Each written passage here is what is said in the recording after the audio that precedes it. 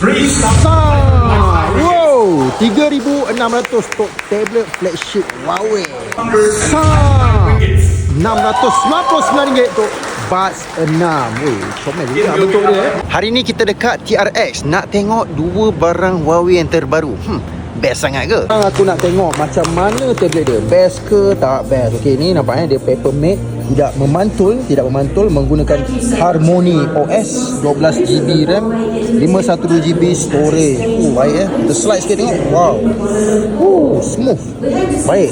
Apa guna jari? Guna pensel lah. Pensel dia pun sedap Box dia pun menarik, sangat menarik. Tapi ada lagi satu benda yang menarik. Okey, dia punya casing ni. Okey, korang tengok. Katakan nak tutup. Okey, kita tutup macam ni saja. Dan nak buka tak perlu buat dua step, satu step. Macam ni sap satu kali. Nampak? Sekali buka ada tertikus. Macam mana? Kita tutup dulu. Tutup. Memang cantik warna putih. Compact casing dia. Lepas compact casing, tarik.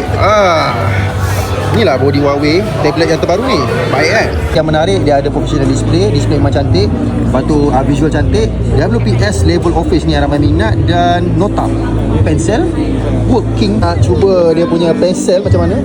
Wah, seronok sangat seronok macam mana nak melukis di sini. Dan dia ada magnetic kat sini macam biasa. Lepas tu kita nak tengok pula earbud dia. Dekat tangan aku ni warna grey, tak silap aku. Warna grey. Kita nak tengok bentuk dia, cahaya ke tak cahaya.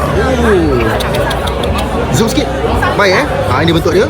Dia ada bermacam-macam warna lah. Ada warna purple, ada warna putih. Untuk spek dia dekat sini ada support sound, ANC 36 jam, dual device connection bagus. Dan ni korang boleh test audio. Macam biasalah, aku nak tanya korang, apa pendapat korang dengan dua barang Huawei yang terbaru ni? Baik beli Huawei tak?